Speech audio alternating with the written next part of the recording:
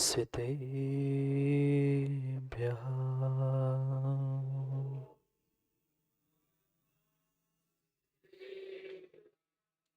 श्रीमद्परं गम्भीर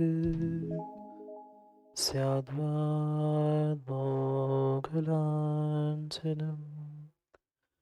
जियात्रैलोक्यनाथस्य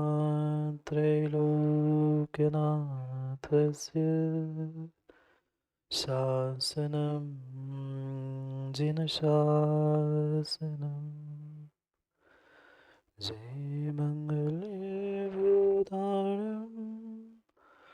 विमलाणं नाणयदंसनमयारम् त्रैलोक्यसेयाणं नमोऽस्यासविसेताणं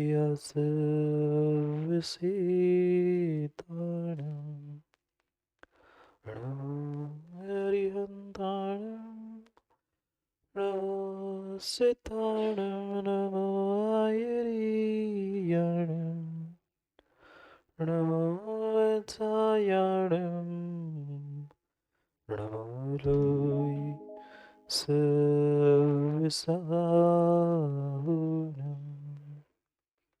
अनंत अनंत परम सिद्ध भगवान की 1008 श्री आदिनाथ भगवान की पर पूज्य आचार्य भगवान कुंद कुंद स्वामी की परम पूज्य आचार्य भगवान गुरुवर विशुद्ध सागर जी महाराज की सनातन जैन धर्म की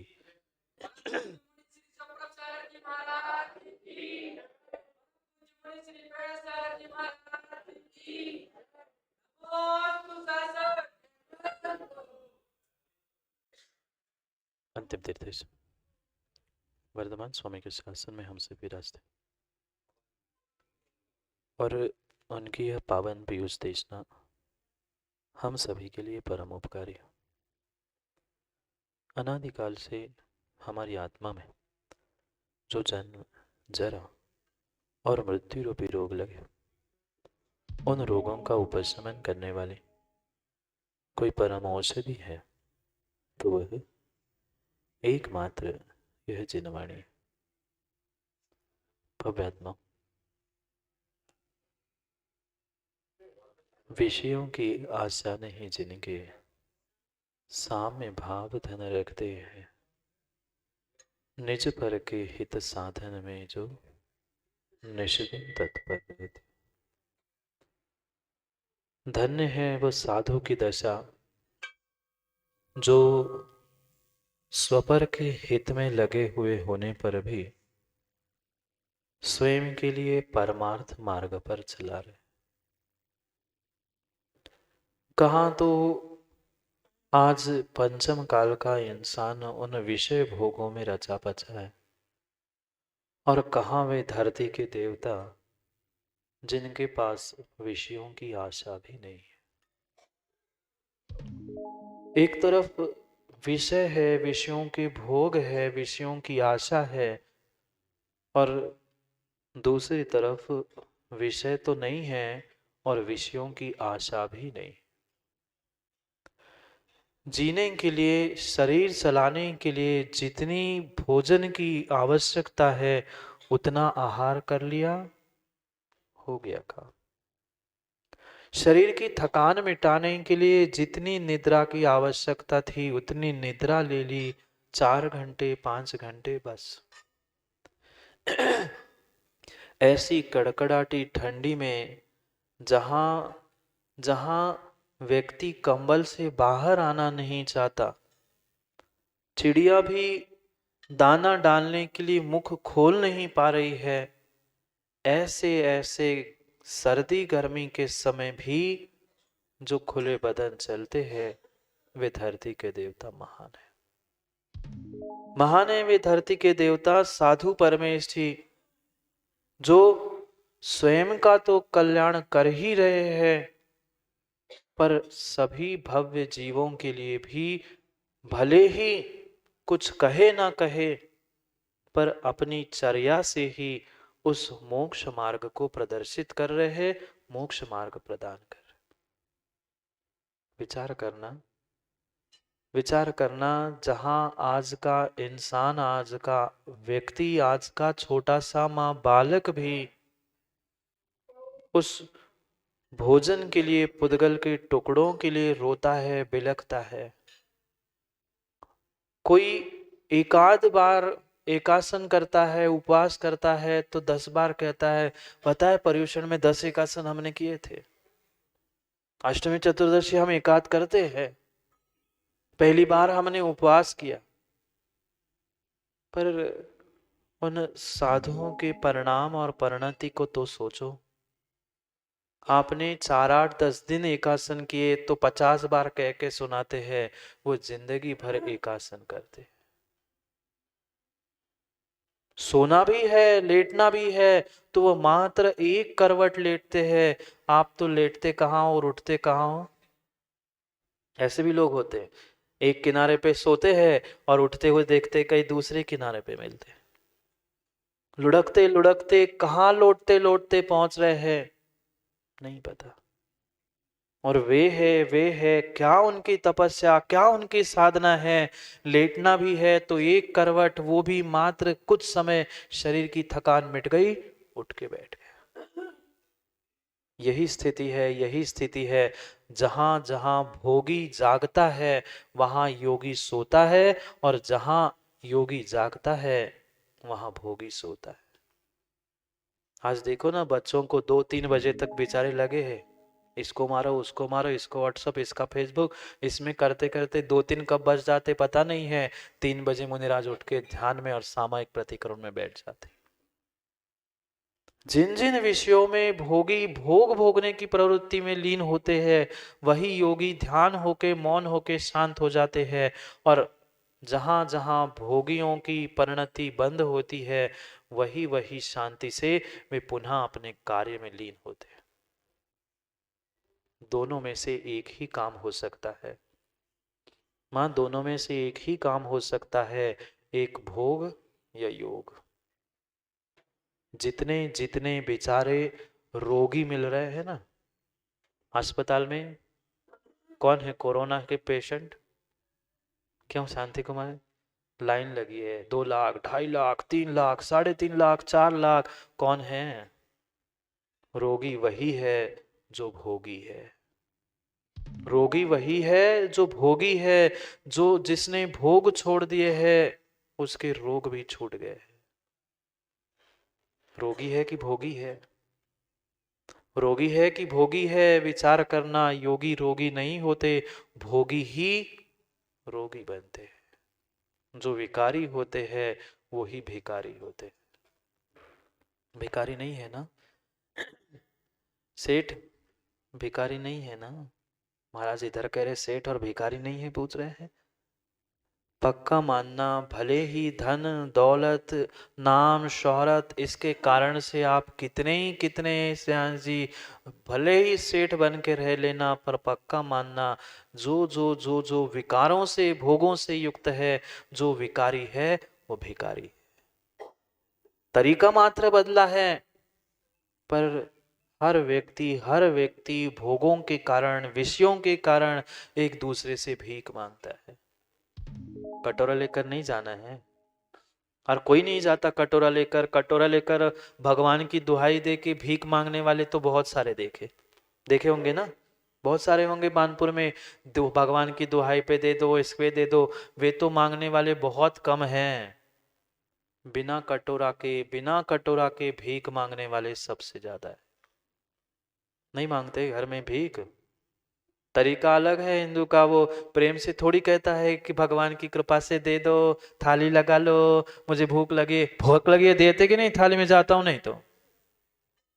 भले ही तरीका बदल गया है, पर जो जो विकार और भोगों से युक्त है, जो विकारी है वह भिकारी है।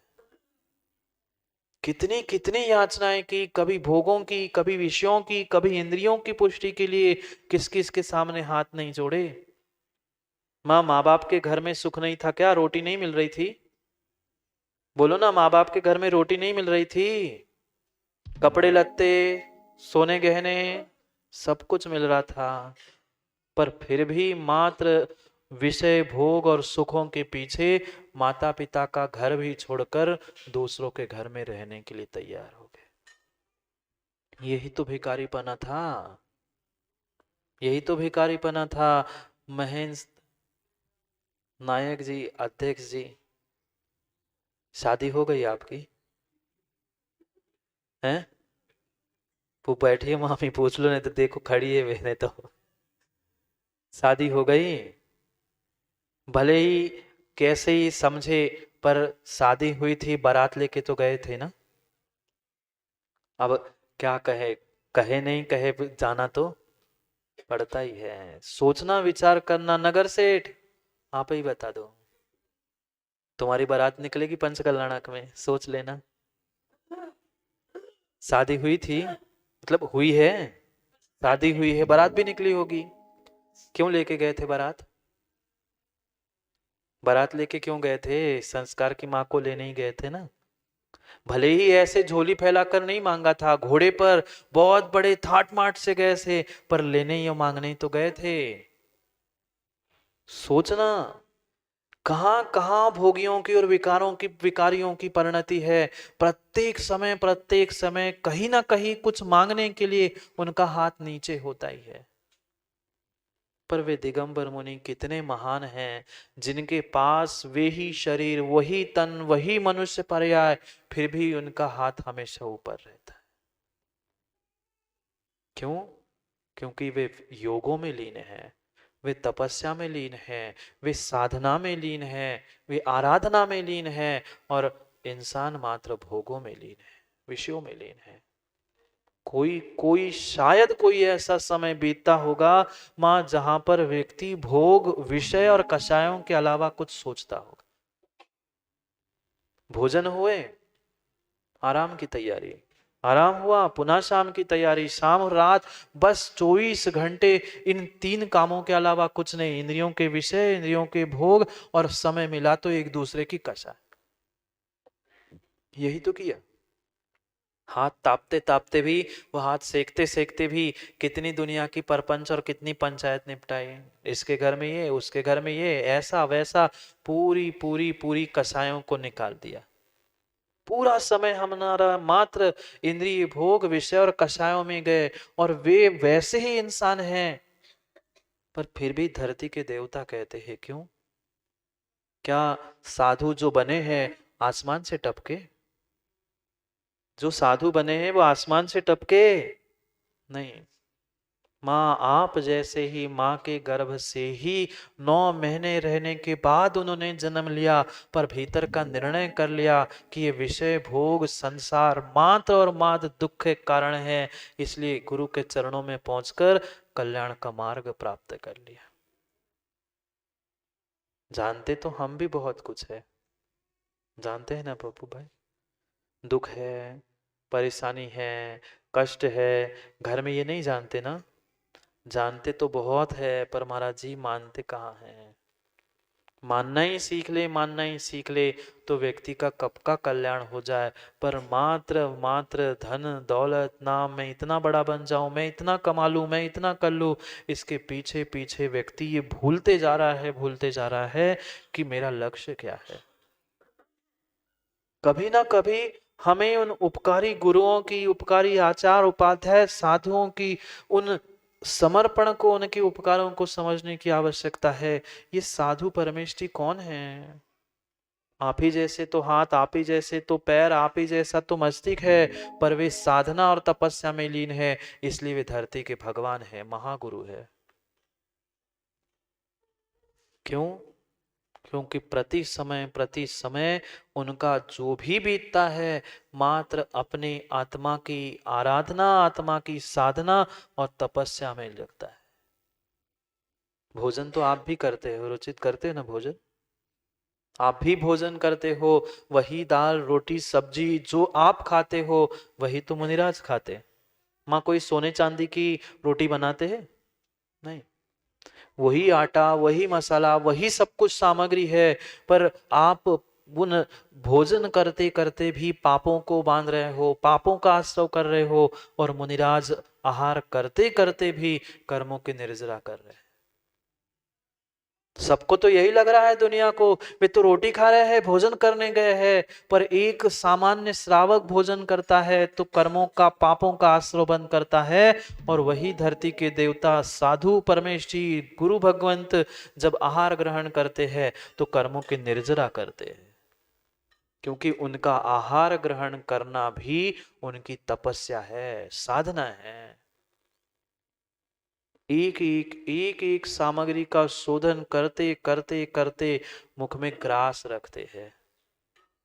छोटा सा बाल आ जाए, शांति कुमार कैसे बिलख रहे थे, छोटा सा बाल का टुकड़ा आ जाए वह अंजलि छोड़ देते हैं, और माँ धोखे से आपके थाली में आ गया तो बाल अलग कर लेते हैं, चुप से खा लेते हैं। किसने देखा, किसने देखा, कौन देख रहा है, बाली तो था, हमारा ही होगा, निकाल लिया, खा लिया।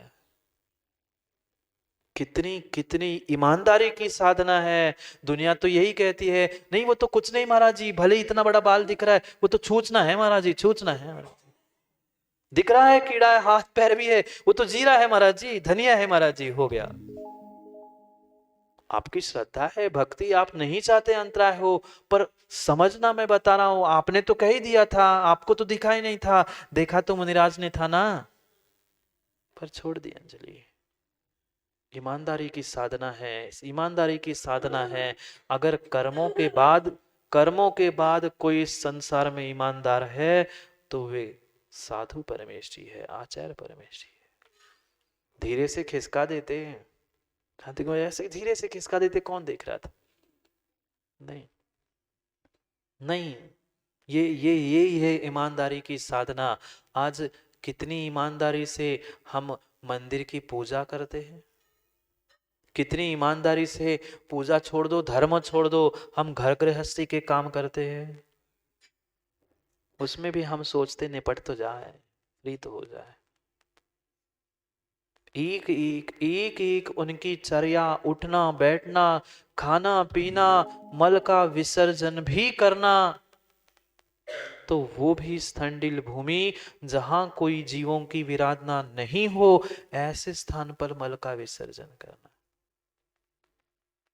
भले ही वे दिगंबर है, कोई वस्त्र कोई उनको नहीं है, पर सबसे बड़ी मर्यादा है, मर्यादा से ही उनकी पूज्यता, और उनकी तपस्या से ही उनकी पूज्यता है। कितना ही ज्ञान प्राप्त कर लेना, कितना ही ज्ञान प्राप्त कर लेना, पर आप ज्ञान से मात्र मात्र सम्मान को प्राप्त कर सकते हो। पूजा अगर किसी की होती है तो आचरण प्राप्त करने वालों की होती है। लाखों हजारों पंडित घूम रहे हैं झोला टांग कर, सिद्धार्थ शास्त्री, सैकड़ों पंडित घूम रहे हैं, पर पंडितों की पूजा नहीं होती, विद्वानों की पूजा नहीं होती। पूजा अगर किसी की होती है तो चारित्रधारी की होती है।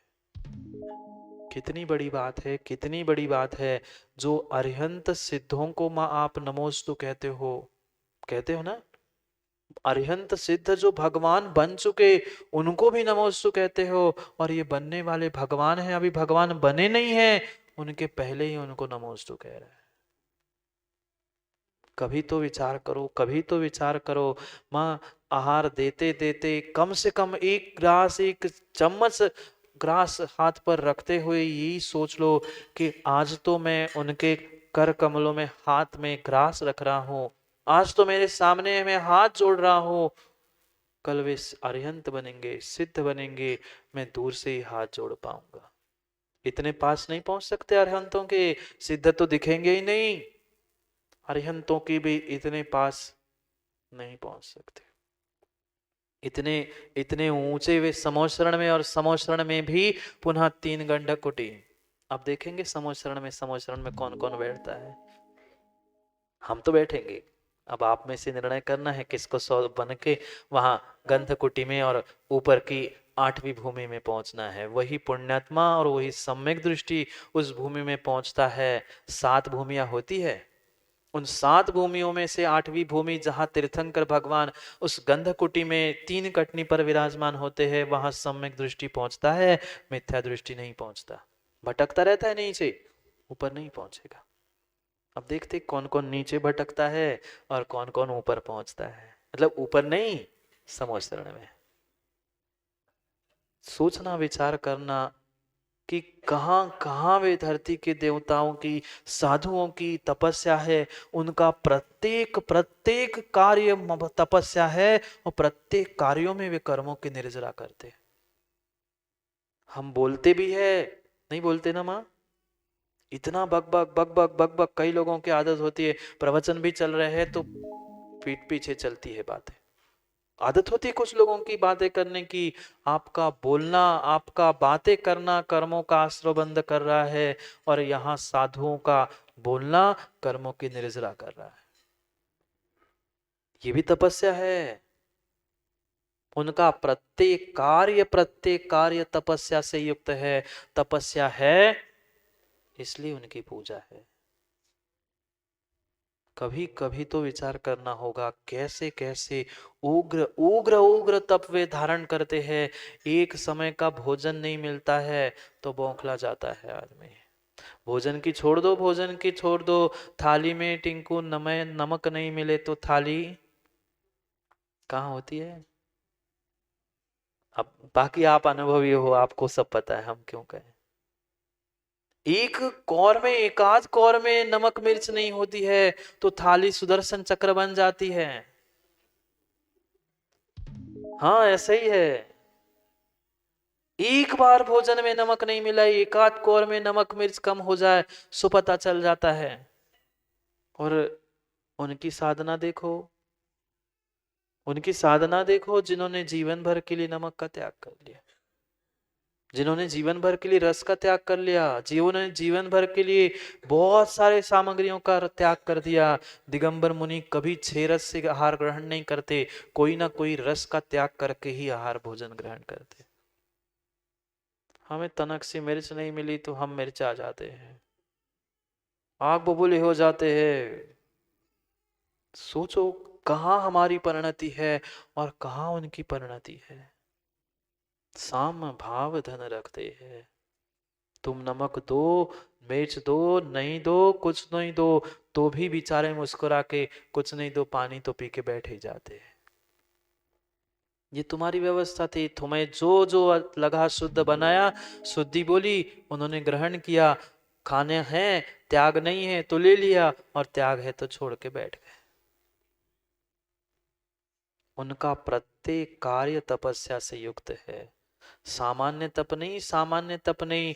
एक नमक की डली तो शांति कुमार आपसे छूट नहीं रही।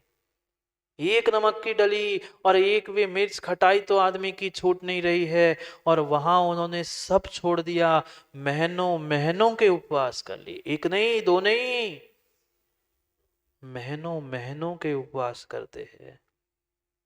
देखना वे आचार्य सन्मति सागर जी थे मासोपवासी, एक एक महीने के उपवास। अभी अभी अभी अभी वे संघ के एक आराध सागर जी थे, उन्होंने वह लगभग 2 साल में, दो ढाई साल में वह कितने 500 550 कुछ उपवास कर लिए। जितने जितने जितने आप उपवास क्या, जितने आप भोजन करते हो ना, दिन में जितनी बार भोजन करते होंगे उतने वर्ष में उनने पूरे उपवास कर लिए। एक नहीं अनेक है। अनुत्तर सागर अलग साधना कर रहे हैं, वे उत्कृष्ट निष्क्रियत व्रत कर रहे हैं। ये है साधना, ये है साधना, ये है साधा। क्योंकि उन साधुओं की ही परम गुरुओं की व्याख्या चल रही है पंच महागुरु भक्ति में। इतना आसान नहीं है। एक नमक की डली नहीं छूट रही है और वे घंटों घंटों नहीं, महीनों महीनों भूखे रहते हुए तपस्या कर रहे हैं। ये साधना है, ये आराधना है, ये है उनका उग्र तप। सामान्य तप नहीं। ऐसी ही रिद्धियां प्रकट नहीं होती, रिद्धियां प्रकट नहीं होती। साधु साधना करता है और रिद्धियां प्रकट हो जाती है। इधर साधु साधना करता है और उधर उनकी वह रिद्धियों को प्रकट करने की शक्ति भीतर से हो जाती है और अपने आप रिद्धियां प्रकट भी हो जाती है। ऐसी ऐसी ऐसी ऐसी रिद्धियां होती है, ऐसे रिद्धिधारी मुनिराज होते हैं, ऐसे उग्र तप करते हैं कि उनका अगर मल भी कहीं पड़ा है सुनना बहुत अच्छे से। अगर कहीं उनका मल पड़ा है और उस मल से स्पर्शित हवा किसी रोगी को लग जाए तो रोगी के रोग ठीक हो जाते हैं। किससे? कोई दवाई नहीं खाई। उन रिद्धिधारी मुनिराजों का अगर मल कहीं पड़ा है, वह श्लेष्मा पड़ी हो, नाक का कफ हो या पेट का मल हो, अनेक प्रकार की रिद्धि है, उससे स्पर्शित हवा अगर रोगी को लग जाती है तो उसके सब रोग मिट जाते। यह रिद्धि, यह तपस्या। विचार करो क्या तपस्या होगी उन जीवों की, जिनका मल भी औषधि बन रहा है। वो मल्लौषधि रिद्धि है। मल भी औषधि बन रहा है। मल को स्पर्श भी नहीं करना, मल की हवा, मल को स्पर्श की हवा भी सबको रोगी निरोगी बना रही है। विचार करो कहां कहां उनकी परिणति, कहां उनकी तपस्या, कहां उनकी साधना, और उनके सामने तो धूल क्या, मिट्टी क्या, छोटा सा कण के बराबर भी नहीं है। विषयों की आशा नहीं जिनके, साम्य भाव धन रखते हैं। वे भी धन रखते हैं, वे भी धन रखते हैं, पर साम्य भाव रूपी धन रखते हैं। ये पुद्गल के टुकड़े रूपी धन नहीं, क्योंकि ये काम में नहीं आएगा। जब जाओगे तो सब यही छोड़ के जाओगे, कोई साथ नहीं ले जाएगा। पर समता रूपी परिणाम अगर है तो अंतिम समय तक वह साधना होगी।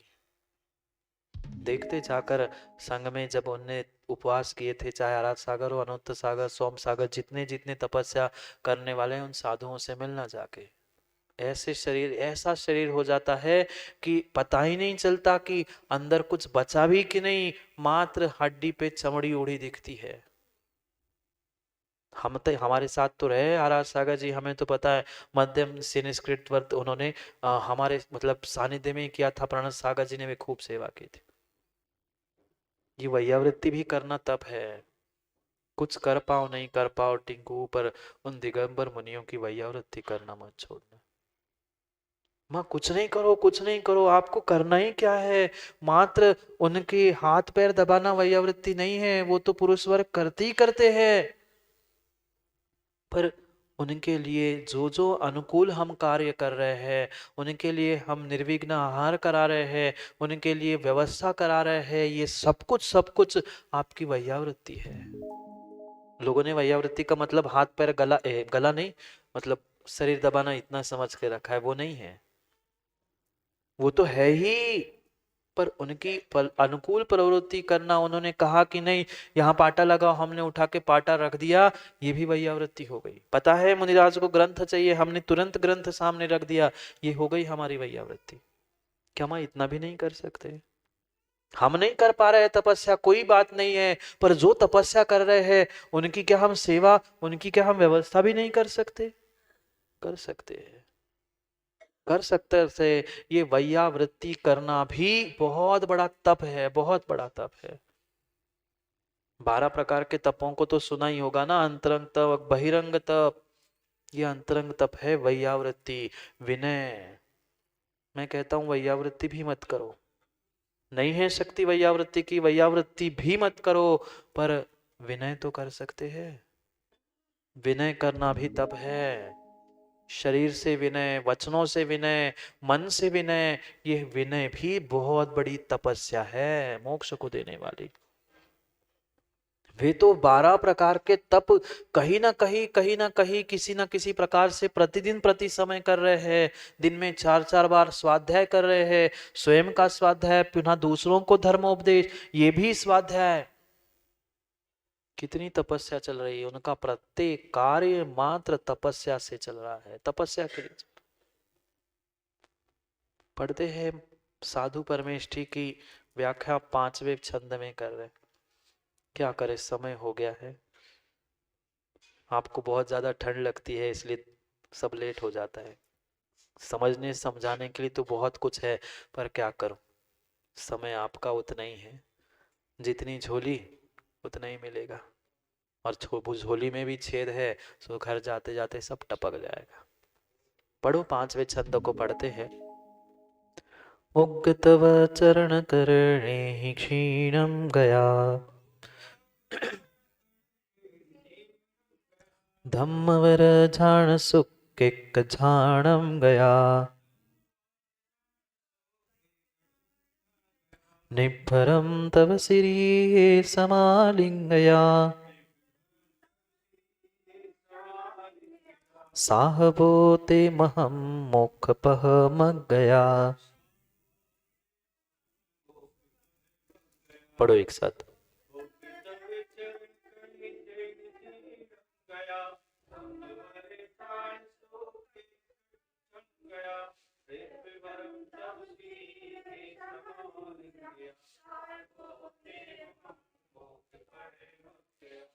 उग तव चरण करणे ही क्षीणम गया। ऐसे ऐसे ऐसे ऐसे उग्र तप लिए उन्होंने कि काया शरीर भी उनका क्षीण हो गया। ऐसे लगता है उन तपस्वी मुनिराजों को देखकर कि पता नहीं हवा का झोंका है, ये उड़ ना जाए। पर जितनी शक्ति किसी मोटे आदमी में नहीं है, उससे कई अधिक शक्ति उनमें है, क्योंकि वे उग्र तपस्या कर रहे हैं। कठिन है, सामने थाली रखी है और उसे छोड़ के आना बहुत बड़ी बात है, बहुत बड़ी बात है। ठीक है, भोजन पूर्ण छोड़ देना बहुत कठिन बात नहीं है, पर भोजन दिख रहा है उसमें कोई रस त्याग कर लेना, कोई सामग्री का त्याग कर लेना, पंच पकवानों में से थाली में से हटाकर वह सूखा रूखा खा के आ जाना, ये बहुत बड़ी साधना है। उग्र से उग्र, उग्र से उग्र तप, एक आहार, 2 उपवास, 3 उपवास, 5, 15, 20 उपवास मात्र एक आहार के बीच में करते हैं। यह उग्र तप, उग्र तप, उग्र तप करके करके उग्र तवचरण तपस्चरण के द्वारा जिन्होंने अपने शरीर को भी और कर्मों को भी क्षीण कर दिया है। धम्मवर झाण सुकेक झाणम गया।